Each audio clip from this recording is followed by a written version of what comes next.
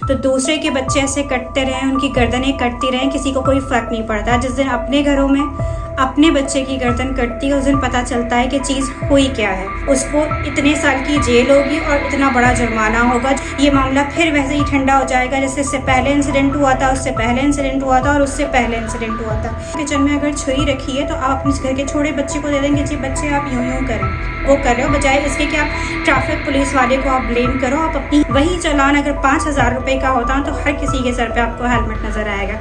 अस्सलाम वालेकुम, कैसे हैं आप लोग? मेरा नाम है Sumaira. Welcome back to a brand new vlog. तेरी एक पतंग की डोर कटी, मेरी मताए जां लुट गई। आज हम बात करेंगे परसों की शाम होने वाले फैसलाबाद में जवान लड़की की मौत का। ये टॉपिक कुछ इस तरह का था कि मैं परसों ही आप लोगों के साथ डिस्कस करना चाह रही थी, लेकिन मेरी हालत कुछ इस तरह की नहीं थी, क्योंकि जिस वक्त परसों ये इंसिडेंट हुआ रोज़े के वक्त, उसके कुछ घंटों के बाद उस लड़की की जो बिल्कुल इंसिडेंट के टाइम की वीडियो थी ना, वो सर्कुलेट कर रही थी मीडिया पर, सोशल मीडिया पर बेसिकली। और वो वीडियो सर्कुलेट करती हुई मेरे पास भी आई और मुझे अंदाज़ा नहीं था और मैंने वो वीडियो देख ली। वो वीडियो देखने के बाद मेरा क्या हाल था, काफ़ी देर तक तो मुझे कुछ समझ ही नहीं आया, क्योंकि मुझे इतनी कोई शदीद घबराहट हो रही थी ना। जिस रोड पर मेन रोड था, जहाँ तक मुझे जैसा कि नज़र आ रहा है फैसलाबाद का वो मेन रोड था, लड़की की बाइक स्लिप होती है, लड़का गिरता है, वाइट शलवार कमीज़ वो पहना हुआ लड़का सेकंड्स में उसकी जो वाइट कुर्ता है खून से हल्का हल्का होता है, फिर वो तेज़ होता जाता है। कुछ लोगों की बाइक्स वहाँ पर रुकती हैं, वो समझने की कोशिश कर रहे होते हैं या क्या हो रहा होता है, लेकिन देखते ही देखते उस लड़की की पूरी शर्ट खून में तरबतर हो जाती है और लड़का ज़मीन पर गिर जाता है। ये वीडियो मैंने देख तो ली, लेकिन उसके बाद जो मेरी हालत हुई उससे संभलते संभलते मुझे एक दिन लग गया, वरना मैं ये बात आप लोगों के साथ पहले ही शेयर कर देती। होपफुली आप में से काफ़ी सारे लोग इस बात को जानते होंगे, क्योंकि इस वक्त सोशल मीडिया पर एक ट्रेंड भी चल रहा है, से नो टू काइट्स, या जितने भी लोग पतंग उड़ा रहे हैं उनको रिपोर्ट करें, अपने इलाकों में ये चीज़ ना होने दें। अगर हम बात करें कराची की, क्योंकि मैं बिलोंग करती हूँ कराची से, तो कराची में जो ये काइट्स का रुझान है, पतंगबाजी का रुझान है या बसंत का रुझान है, ये थोड़ा सा कम है बनस्बत पंजाब की साइड से। बेसिकली ये इंसिडेंट है तो पंजाब का, लेकिन इससे पाकिस्तान का कोई सूबा भी महफूज नहीं है। आज क्योंकि जब मैं थोड़ा इस मामले पर रिसर्च कर रही थी तो मेरे सामने कुछ क्लिप्स, कुछ वीडियोस उसकी फैमिली के इंस्टाग्राम पर मैंने एक रील देखी, उसमें उसकी माँ को दिखाया गया था, उस लड़की की जो तदफीन हो रही थी उसकी चीज़ों को दिखाया गया, तो काफ़ी दिल अफसरदा हुआ। और मुझे आज बहुत ज़्यादा ये होता है कि ये चीज़ मैं आप लोगों के साथ शेयर करूँ कि मेरे एक मैसेज से अगर कोई भी अपने घर में, अपने इलाके में, अपनी फैमिली में किसी को भी ये, मैं कहूँगी ये एक जुर्म है। क्योंकि जिस दिन मैंने ये वीडियो देखी थी ना, उस वक्त कुछ देर तो मेरी हालत बिल्कुल ही नाकाबिले बयान थी, लेकिन जब जैसे जैसे थोड़ी थोड़ी देर के बाद मेरे हवास आना शुरू हुए, बहाल होना शुरू हुए, तो उस वक्त मुझे कोई इतना गुस्सा था कि मेरा दिल कर रहा था कि मैं एक छोटी सी वीडियो क्लिप बनाऊं और उसमें ये बात कह दूं कि जहां पर भी इन पतंग बनाने वालों को, पतंग साजों को स्पॉट किया जाए, देखा जाए, पहचाना जाए, वहीं पर इनको ऑन द स्पॉट, मतलब कहते हैं ना कि शूट करने का ऑर्डर दे दिया जाए, और सेम चीज़ जो पतंग उड़ा रहे हैं उनको भी। क्योंकि अगर हमें कहना है कि सिर्फ बच्चे पतंग उड़ा रहे होते हैं तो ये बात एक हद तक ठीक भी है, लेकिन बच्चों के साथ साथ इसमें जवान भी पतंग उड़ा रहे होते हैं। और अगर बच्चा भी पतंग उड़ा रहा है तो वो बिल्कुल अपने घर वालों, अपने पेरेंट्स, अपनी पूरी फैमिली, उसके घर में जो जो लोग होते हैं उनको लाजमी पता होता है कि उनका बच्चा उनके घर की छत पर या अपने दोस्त की छत पर या इलाके में किसी मैदान पर लाजमी इस तरह का शौक रखता है। कहीं ना कहीं ये तीन चीज़ें कौन, एक वो बच्चा, बच्चे के साथ उसकी फैमिली में जो जो लोग हैं वो इन्वॉल्व हैं, दूसरे लोग जो पतंग साज हैं, जो पतंग फरोश हैं, जो ये चीज़ें बेच रहे हैं वो इसमें शामिल हैं, और तीसरे जो इंतज़ामिया है, जो मुल्क की इंतज़ामिया है, जो इन चीज़ों को कंट्रोल कर सकती है, इसके लिए प्रॉपर कोई कानून इंट्रोड्यूस करवा सकती है, ये तीनों लोग इसमें शामिल हैं। अब होता क्या है, जब इंतज़ामिया आपको सपोर्ट ना कर रही हो, जब इलाके वाले आपको सपोर्ट ना कर रहे हों, और जब इस तरह से, क्योंकि जब तक अपने घर में वो चीज़ नहीं होती ना, तो दूसरे के बच्चे ऐसे कटते रहें, उनकी गर्दनें कटती रहें, किसी को कोई फ़र्क नहीं पड़ता। जिस दिन अपने घरों में अपने बच्चे की गर्दन कटती है उस दिन पता चलता है कि चीज़ हुई क्या है। वैसे तो ये बातें पहले भी बहुत सुनी हैं, बहुत देखी हैं मैंने। अभी कुछ टाइम पहले मैंने एक देखा था, वो भी आई थिंक पंजाब का ही, मुझे याद नहीं है, आप में हो सकता है बहुत सारे लोगों को याद हो। कमेंट सेक्शन में बताइएगा कि अगर मैं सही हूँ तो। बच्चे, एक फैमिली जा रही थी, उसमें आगे छोटा सा बच्चा था, साल 2 साल का। उस बच्चे एक पतंग की डोर से गला कट जाता है और जो फादर और मदर होते हैं उनकी आवाज़ ही नहीं निकलती बच्चे की। जब बाप देखता है उसके हाथ में खून आता है तो उन्हें पता चलता है कि बच्चा तो ख़त्म हो चुका, उसका गला कट चुका। तो इस तरह के बेतहाशा इंसिडेंट हर कुछ टाइम के बाद नज़र आते हैं।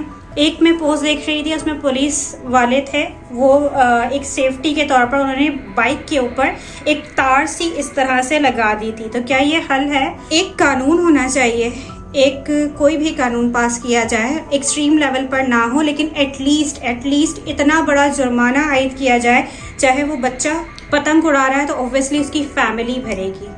एक इतना बड़ा जुर्माना आयद किया जाए कि जो भी पतंग उड़ाता हुआ, पतंग खरीदता हुआ या पतंग बेचता हुआ पाया गया, उसकी किसी ने खबर दी, उसको इतने साल की जेल होगी और इतना बड़ा जुर्माना होगा। जो उस ऑब्वियसली बहुत ज़्यादा, कोई कहते हैं ना इलीट क्लास के लोग तो पतंग उड़ा नहीं रहे होते हैं, हाँ उस वक्त ज़रूर उड़ा रहे होते हैं जब कोई बसंत वगैरह का वो आता है। तो देखते के साथ कौन सा, जो आप गिरफ्तार कर रहे हैं किसी को, आप किसी को अरेस्ट कर रहे हैं, तो उसकी हैसियत के मुताबिक उस पर जुर्माना लगाया जाए ताकि अगली बार वही चीज़ करते हुए सोचे।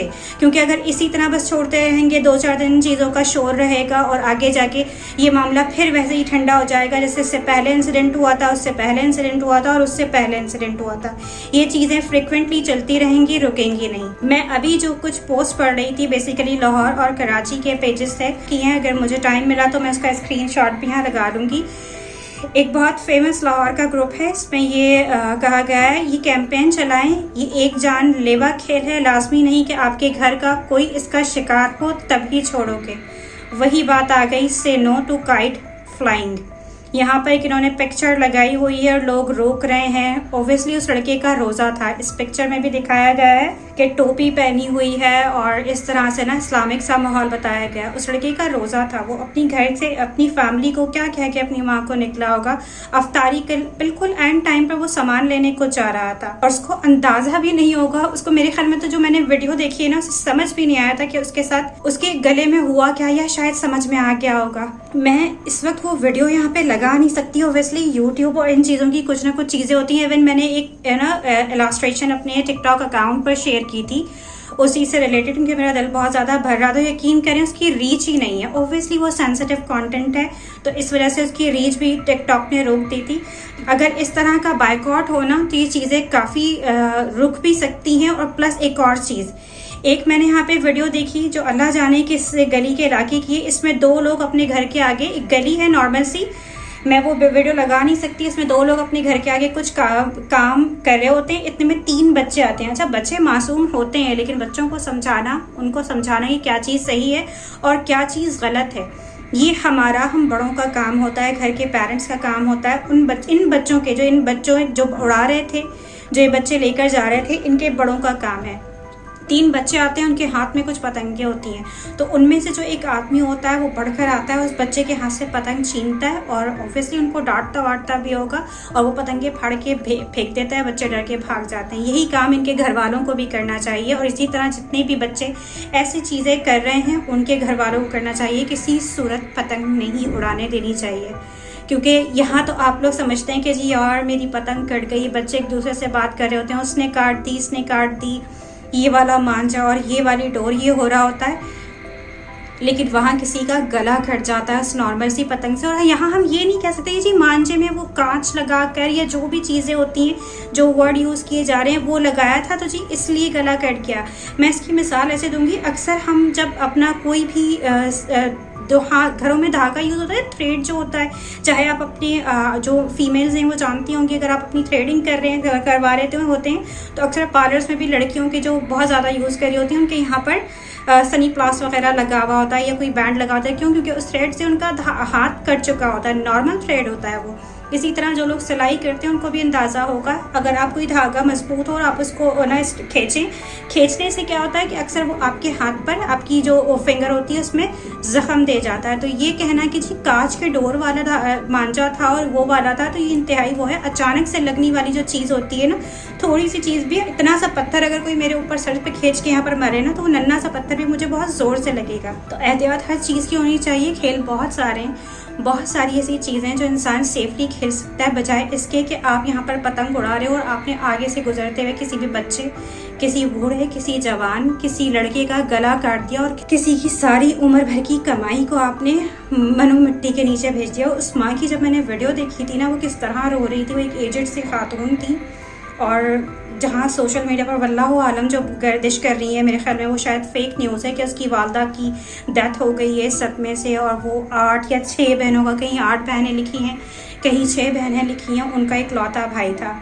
खैर, इकलौता भाई हो या ना हो, इस तरह की चीज़ें कभी भी काबिले कबूल नहीं है। माशरे में इस तरह से हमेशा से बिगाड़ आया है।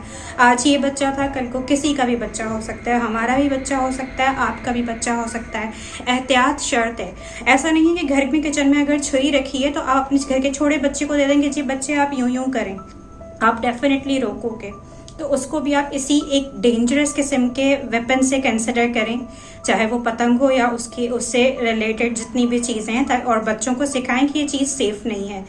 और अगर चलें, लोग जाहिल हैं, नहीं समझते और नहीं जी नहीं हुआ, नहीं जी नहीं हुआ, क्योंकि इस तरह के बहुत सारे लोग हैं मेरी सराउंडिंग में भी हैं जो इस तरह की हरकतें करेंगे। हुकूमत को चाहिए एक सेंसिबल सा एक्शन लें और इस पर दफात नाफिज कर दें। लेकिन वही बात है कि कानून पर अमल करता कौन है। लेकिन जब डंडा हुकूमत उठाएगी ना, तो हर कोई करेगा। जब फाइन लगेंगे ना, तो हर कोई करेगा। जब हेलमेट पर 200 रुपये का चालान होगा ना, तो हर कोई भी, हेलमेट इज़ नेसेसरी थिंग है। अगर आप हेलमेट पहनते हो तो आप अपनी ही जान को वो कर रहे हो, बजाय इसके कि आप ट्रैफिक पुलिस वाले को आप ब्लेम करो। आप अपनी ही सेफ्टी के लिए हेलमेट पहन रहे हो, लेकिन लोग नहीं पहनते क्योंकि चालान 200 रुपये का है। वही चालान अगर 5000 रुपये का होता तो हर किसी के सर पर आपको हेलमेट नज़र आएगा। सेम चीज़ इसके लिए भी है। दुबई में क्या होता है, दुबई में भी सारी यही चीज़ें हैं कि वहाँ पर अगर आप कोई भी इल्लीगल एक्टिविटी या कोई भी रूल्स और रेगुलेशन उनके तोड़ते हैं तो आपको भारी भारी चालान होते हैं वहाँ के, और जिसमें किसी भी सूरत ना आपके खांचे नहीं लगते, आपकी कोई सोर्स नहीं चलती। वही चीज़ें सिस्टम बनाती हैं। यहाँ पर भी अगर यही हो कि एक अच्छा बड़ा चालान या जुर्माना इस चीज़ पर रख दिया जाए और 2-4 लोगों के सैंपल्स वहाँ पर दिखा दिए जाएं, तो ये चीज़ रुक जाएगी और उसमें बहुत फ़र्क आएगा। जहाँ 10 इंसिडेंट हो रहे हैं वहाँ 1 या 2 रह जाएंगे, और जब ये कंटिन्यूसली चलता रहेगा तो वो चीज़ें बिल्कुल ही होपफुली ख़त्म हो जाएंगी। तो इस बात को आप लोग होपफुली समझ गए होंगे। मेरी ये आपसे रिक्वेस्ट है कि अपनी फैमिली में भी अगर आपके कोई भी बच्चे या आपके बड़े बच्चे होंगे, और ऑब्वियसली लड़के ही ज़्यादातर उड़ाते हैं, उनको रोकें, समझाएं, इस चीज़ का बायकॉट करें अपने इलाकों में, अपने घरों में, हर जगह, ताकि इस तरह की, मतलब उस लड़की की एज क्या थी, वो कितनी पोस्ट में ये भी कहा जा रहा है कि उसकी ईद के बाद शादी थी, बिल्कुल यंग लड़का था। मैं उस लड़की की पिक्चर यहाँ पर नहीं लगाऊंगी क्योंकि ओब्वियसली जो उसके घर वाले हैं ना, उन्हें देख देख के थोड़ा सा फील होगा इस चीज़ का ना।